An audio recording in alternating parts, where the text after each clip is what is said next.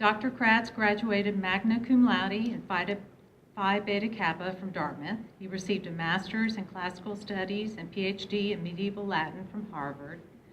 Outside the more traditional areas of the arts, history, and literature, UT Dallas' School of Arts and Humanities has established itself as a pioneer in a new kind of education, one designed to meet the challenges and opportunities of the 21st century.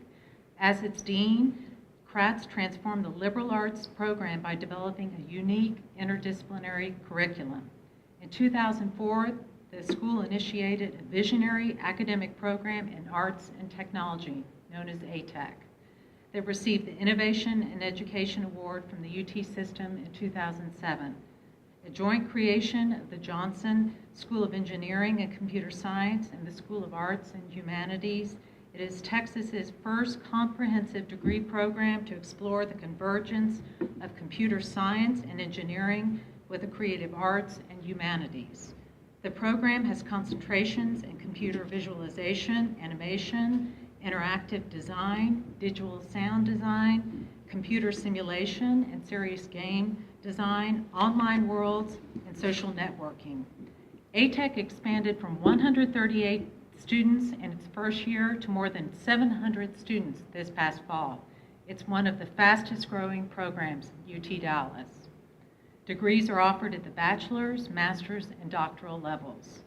In 2008, the school introduced Emerging Media and Communication, known as EMAC, a second academic program dedicated to the convergence of the arts and humanities with advanced technology. Dean Kratz has also led to the creation of two transdisciplinary research centers, the Institute for Interactive Arts and Engineering and the Center for Values in Medicine, Science, and Technology. He has greatly expanded international studies at UT Dallas. In November 2007, UT Dallas became the first university in Texas to house a Confucius Institute, part of a global network to promote the study of China's language, history, and culture.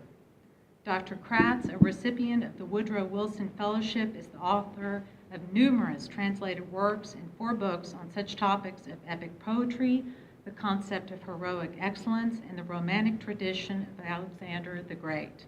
He is a former president of the American Literary Translators Association and has been co-editor of the Journal of Translation Review since 1978. He is married to Dr. Abby Kratz, Associate Provost at UT Dallas, and they have one son, Matthew Kratz, who received his master's degree in humanities from UT Dallas. Please join me in welcoming Dr. Dennis Kratz. As I was sitting there wondering what I was going to say, here's what flitted through my mind. The Greek word apocalypse it means literally unveiling. And I thought we saw here the 4 ladies of the apocalypse. They're all distinguished artists, and every one of them is going to go to college and major in science. Lord knows what secrets of nature these young ladies are going to unveil. I'm just going to sit and watch. In fact, the smartest, I thought I'd quote somebody really smart to begin my talk, so I'm going to quote one of you. You'll know who you are, but it could be any of them. This young woman wrote, "As I approach my future, I plan to use the lessons that I learned from the arts to investigate the world in another studio where the mind meets the hand, the scientific laboratory. From the process of translating an abstract vision for a work of art into tangible reality, I've gained much insight into the process of constantly experimenting with revising a concept. The creative process that I've learned through art will undoubtedly shape and mold the way I approach questions in the biochemistry laboratory to unravel the perplexities from which to approach a situation. No one who worries about youth should worry any longer." I'm going to talk a bit this afternoon about dynamic unions. Now you've heard introduce the partner of my dynamic union, my wife Abby, and in the audience, since we're going to talk a little about the convergence of art and technology is my partner, Dr. Tom Linehan, who was the co-creator of the world of arts and technology. But in an era too often of shrinking aspirations, I want to dedicate my remarks this afternoon to really the most dynamic duo that I know, and that's Peter and Edith O'Donovan. So Edith, to you and to Peter, thank you for all that you do, and these remarks are for you both. In his magisterial work Behind the Image, The Art of Reading Painting, the art historian Federico Zeri remarked that the great paintings often have deceptively simple points of entrance that draw in the eye of the beholder, but once you're in there, once lured within the work, you discover layers of complexity, implication, and power. Now, I hope Zeri's observation holds true also for potentially great academic programs. After all, the basic concept of arts and technology, about which Serena spoke with such kindness, is simple. What would happen if we allowed students to explore what happens when you bring art and technology, or creativity and scientific observation together? What would happen if you built a program around bringing together the arts and the humanities with science and engineering? Well, this easily expressed entrance point opens to complexities that I think distinguish what we're trying to do at the University of Texas at Dallas from every other university in Texas, and I think from most of the world. First, it's about more than just putting things together. Okay? Yes, as Serena said, and I can't remember all the things that Tom and his team have put this. There's animation, there's interactive gaming, there's sound design, there's music, there's simulation, there's virtual worlds. There's more than one can even begin to imagine. But we don't just sit them side by side. And what we do is very, very different. We put them together in a way that says to the students, no, don't major in one of those. But we're creating an environment where the students can create combinations. After all, it's the art of seeing connections that nobody else has seen before you that's the true mark of the creative thinker. Not just in the sciences and not just in the arts. I want to quote one of my favorite scientists, who's Lewis Thomas, who's a great biologist. Lewis Thomas once wrote that what artists and scientists have in common is the ability to see connections among events that other people think are disparate. Now, what we need to do, therefore, in education, is it not, is heighten this power of our students and ourselves to make connections among things that otherwise might go unnoticed. So ATEC, as we call it, has already achieved some great things. Our students working with faculty have created an interactive model simulation with a game engine that's revolutionized nursing education. They went and created a virtual infant that nurses get to diagnose and treat, and if they get it wrong, the baby dies, but it's virtual, it comes back to life, so that's good. But it enables them to get hands-on. It's where the hand meets the eye. It enables them to do more than just read about things. We took the same model of a simulated world and an interactive game to educate American soldiers about to be posted to Afghanistan so that they can learn the culture of the world into which they were entering. Did it succeed? The general in charge of this project said he had the fullest proof that you could hope for. Rates of injury and death among the soldiers who had taken those programs were significantly lower. ATEC has saved lives.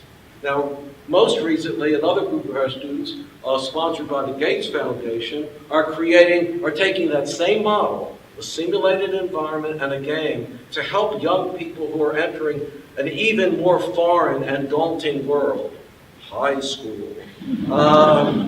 We're using this to prepare new teachers for the kinds of situations that they would otherwise only read about. But that's just the beginning. You're in a tech now, and you look around and say, I can combine all of these programs. I can create my own major at the convergence of arts and technology and science and the humanities. But it's more than just putting them together. Now, you're all scientists, and which one's the physicist? So I probably want to explain this. I'm going to try my hand at some physics, but to do that, I need a prop. Does anybody in the audience have a corkscrew? Why, I do. Always invite an Irishman. By the way, not just Where was the bottle? This isn't just any corkscrew, by the way. For those of you who have iPhones, and I know you do, it's called a zigzag corkscrew. Well, we bought this in 1965, I believe. Of course, we were way too young to drink then. But I want to use a corkscrew to illustrate a physics principle that I learned from talking to a dear friend, and it relates to his profession. No, he's not a bartender, he's a physicist. And we talked about forces, so bear with me and think a little bit metaphorically about subject matters. We talk too much about subjects when we try to reform and improve American education. Don't think of science as a body of knowledge.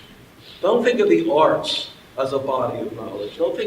Think of them rather as forces. Forces to unravel experience. Now, the sciences seek an explanation of the workings of the natural world. And the arts and humanities study the processes by which we invest our lives in the natural world with meaning. Now, we want to put them together. Now, my boss, the physicist, and I talked about forces. He said, it's no good if forces are lined up next to each other. Right? Our school is not divided into departments that are separated from each other. We're divided into what we call interlocking spheres of interest, so everybody has to talk to everybody else. Because if you line things up next to each other, the force goes straight up into the air. We call that an exhaust. Right? And a lot of education is exhausting. If you put them opposite each other and they collide, unless you're the superconducting super collider and you want to create a nuclear explosion, it's not good. What we do at the school, and this is the key to everything we're trying to accomplish, is try to align these forces to create what you'll call, right, torque. If you align forces at the right angle, it enhances the power of each. Okay.